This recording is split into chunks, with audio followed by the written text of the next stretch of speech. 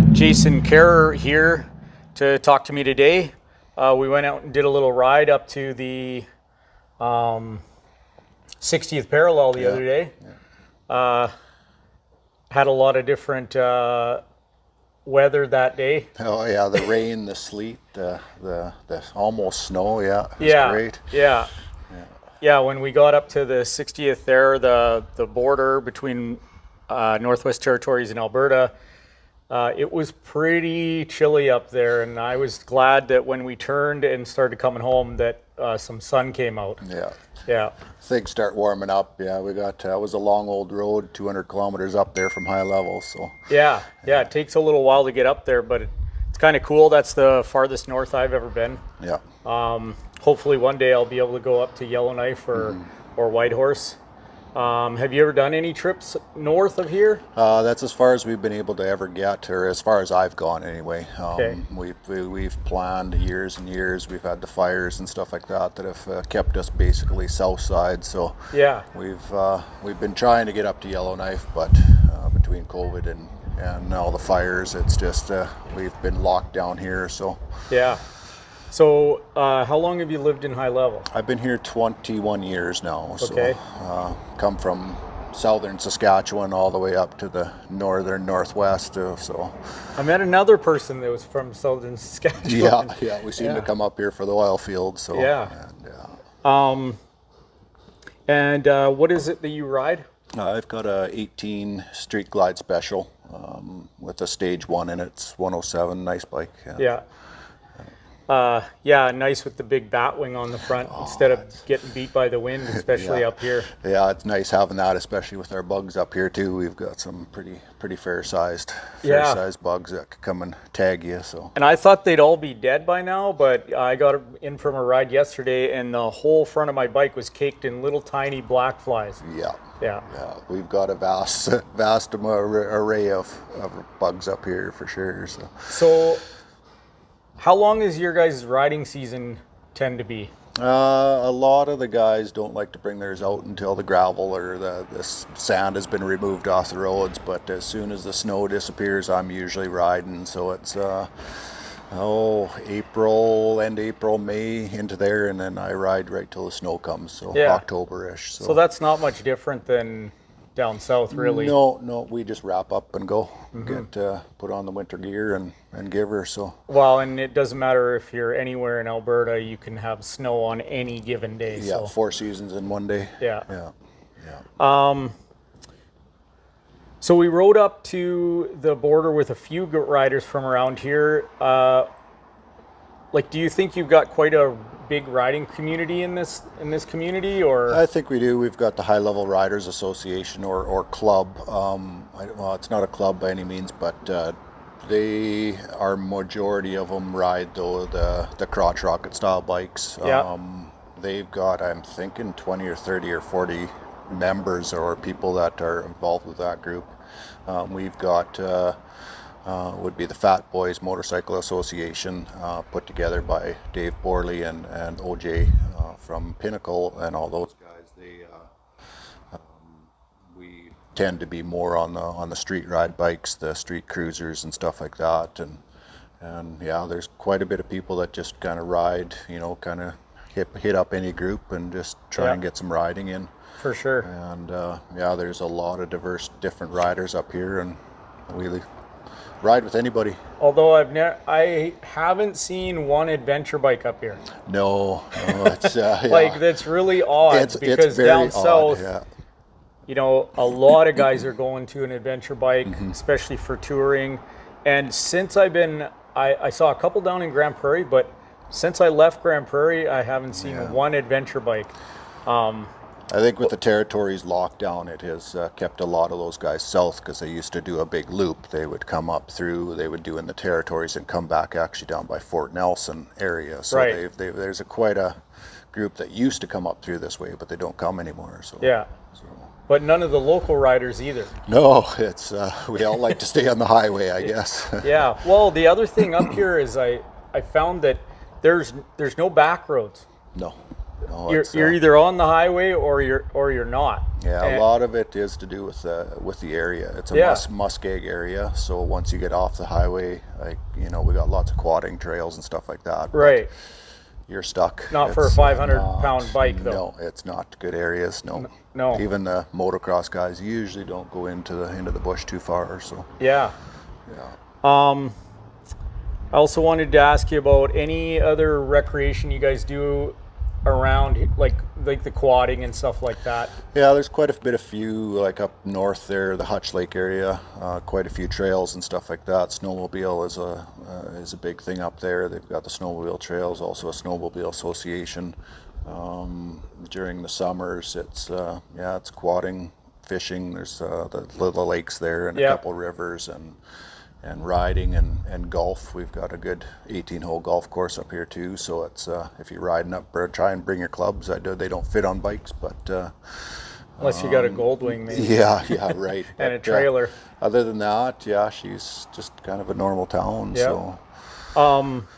So I know that you guys have tried to put on some sort of event for the last couple of years, and obviously with the fires that went through, and then COVID kind of messing some stuff up, you haven't been able to do that. But are you guys still looking forward to doing something like that? Yeah, this year it'll be next year, next summer. The Fat Boys Association will be putting on the fourth annual bike rally. Yeah. We've had BCDC booked to come up and do a dance kind of gig in the evening, and 2 days worth of events, and like we want to make it a good thing for like a lot of riders. We want to invite everybody, Saskatchewan, Alberta, Manitoba, come on out, and we're gonna try and put it on. Like OJ and Dave, they're gonna try and push her and get her going. Al Samard, he's involved with it. Like a lot of good guys. Yeah. So. Yeah, and hopefully, you know, people can work that around if they're coming up and they're going to go up into the territories or whatever. They can tie that in as long as, you know, the borders open back up and you guys are a go. I'll definitely keep track of when that's going on, and we can definitely promote what you're doing up here in the north. And if guys can get up here and then continue on, I think that'd be awesome when you can kind of kill two birds with one stone. Yeah, it'll be a great event, and hopefully we could kind of tie it in with a few things like you said, and also not jeopardize anybody else's rides too. Try and pick a weekend where we're like something down south isn't happening, or a weekend that's free for everybody, instead of trying to overcome and take out, you know, specific riders. Like, we just want it to be a big event and get everybody out and have some fun. So and we got lots of ground to cover up here. There's nothing but open road up here. So and like I said, most of it's paved anyways. So, you know, even if you're on a cruiser or bobber or whatever, you don't have to worry about not being able to ride any of the roads up here. Well, I got to get going. I got to get back to GP, but I really appreciate you guys taking me out the other day. It was awesome to get out and ride with you guys. I appreciate all your hospitality and your guys' info. You bet. And thanks a lot for doing this interview with me. You bet, and we'll catch everybody down the trails and keep that line on that Alberta Ridin site, and Ridin Alberta. Yeah. Everybody, thanks for coming. Thank you.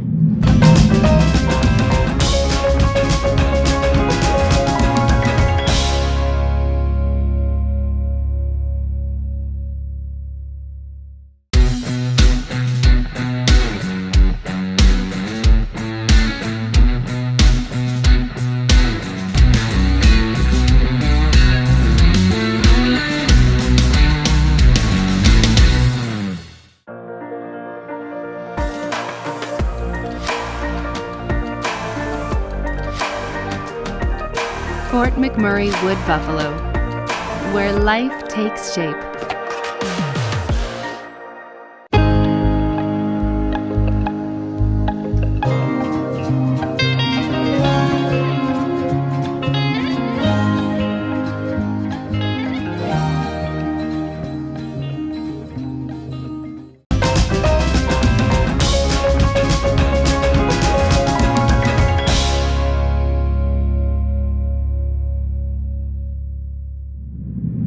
Hi, Rumble Alberta and Ridin, Alberta. I'm in Grimshaw at the Krooked House. It's a small pub, and I'm actually here talking to the owner-operator, Annie Drummond. So how long have you guys been here, and what's Krooked House all about? So our first month of operation was December 2020. Yep, we're in 21 already. So it was an interesting time to start something up like this because of COVID, and small town doesn't always necessarily embrace a different business, but it was fun. And I mean, Krooked House, we're a pub eatery. We try to cater to everyone as possible. Obviously, no minors, but we're trying to make a space where fresh 18s can come in, have a drink, and older people coming in, they can play a game, they can hang out, they can have a nice drink, and not feel like they're in an uncomfortable spot. Yeah, and you guys have got a cool lounge area back here. The front area is pretty awesome, and then you got the outdoor patio too. Yep. And other than today when it's really windy, it'd probably be really nice to be out on the patio. Yeah, we actually this past weekend, Grimshaw and Grimshaw Chamber hosted a Harvest Moon Festival. So they shut down Main Street Grimshaw, and they had a beer gardens, they had a concert, and we had a local boy, the Honey Cowboy, Brendan Dixon. He played on the patio for about an hour or so, and it was great to see people come out and support him and the town, because we haven't been able to do a whole lot with everything. So It was nice to see that the community was happy to support not only me, but Honey Cowboy and the town and the Harvest Moon Festival. Mm-hmm. And you got craft beers from where? So everything that we have on tap is all craft beer from local breweries. So we have Peace River Brewing, we have Highland Beer House in Fairview, and then we have Grain Bin from Grand Prairie. Okay. You also mentioned some other festivals that they do in the Peace region over the summers. So if you were coming up riding and you wanted to come up on certain dates, what else goes on around here? So Peace River tries to host a Peace Fest. I believe it's usually in August that they try to run it. And basically they'll do it at a bunch of different parks that Peace River has. So there's Riverfront Park, there's 12 at Davis Ball Diamonds, no longer Ball Diamond, but they've had it in the past where they've got different musicians come up and they'll do a big concert down in the park, they'll do a beer garden, and then at Riverfront Park is usually catered towards kids and families, bouncy cancels, jesters, balloon animal making people, and it makes for a fun day to see the Peace region. It's right on the river, so. Cool. So if I was going to come up here on my bike and I only had, maybe a day to look around, where would you send me around here to get some cool photos or see some cool stuff? Well, definitely Shaftesbury Trail. You can either take the ferry, which it'll take you across over up into Tangent Park. It's beautiful. But even the Shaftesbury Trail itself, they've recently just put new asphalt on it. So it's probably one of the smoothest rides you can have in the Peace region right now. Maybe Alberta, who knows? Yeah. It's beautiful, especially in the fall. The colors in the valley along the river are just spectacular. And then another good spot to see a vaster view of the river valley would be up at 12-foot Davis Park, or 12-foot Davis Lookout. So it'll be on the East Hill. You're going to go up Judah Hill a ways, and then roads are a bit closed off at the moment, but if you get up on that 12-foot Davis Lookout, you can see the bridge and then some, and then you can see down in the valley, and it's beautiful to see. You can see our ski hill across the way downtown, and it's great to see how Peace River's grown and the valley. Awesome. Well, I think that's all I got for you now, but I really like to see small businesses like this being able to grow and have some success, even with the struggles that we've had in the last 2 years. So I wish you nothing but luck. Thank you. And next time I'm up, I'll definitely be stopping back in at Krooked House. Awesome. Thank you so much, and I appreciate the video and the support and getting our name out there.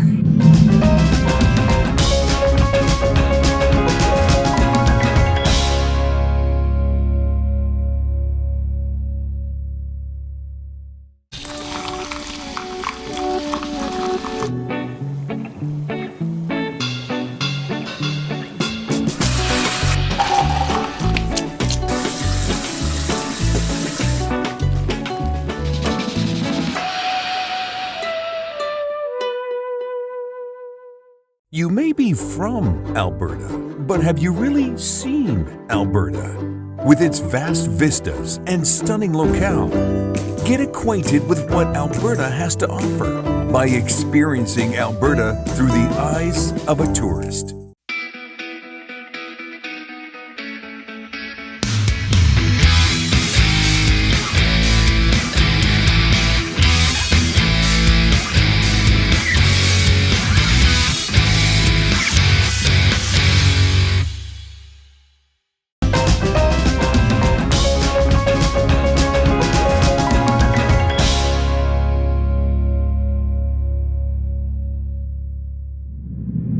Hey everybody, this is Craig from Ridin, Alberta. I'm here with Chase. We're at his home in Grand Prairie. We were out doing some riding yesterday through some gravel roads, some back roads. I'm here to talk to him a little bit more about what he does around Grand Prairie and what he does with these 3 motorcycles sitting here. Right on. Well, thanks for having me, Craig. I appreciate it. Yeah. Yeah, so, my name's Chase. I've been here for 20 years now. I moved here from northern Alberta and been in the Grand Prairie area for 20 years. Started riding motorcycles, I want to say back when I was 16. I stole my dad's CX500 and took that thing for a burn, and it was, I was instantly hooked. Yeah. Just that feeling of freedom of being out on the open road and experiencing all the sights and smells and temperature and everything. And I got hooked, and I got hooked in a big way. It's always been a lot of fun. It's always been a part of my life. Mm-hmm. And I just can't get enough of it. And I'm going to ride until I can't ride anymore. And what do you do here in Grand Prairie? Well, I'm a salesperson at a Powersports dealership here in town. Okay. So I'm got my boots on the ground. I'm getting people out there riding, doing the same stuff I enjoy. Yeah. So tell me a little bit about these motorcycles you've got. Well, these aren't my, this isn't all of them. What I've got on your left, I've got a 1996 Yamaha TW200. I've owned this bike for a couple of years now. I bought it on Kijiji. It was a basket case when I bought it. I actually ride this bike every Thursday night. I run an adventure group in town, and we do a dual sport ride.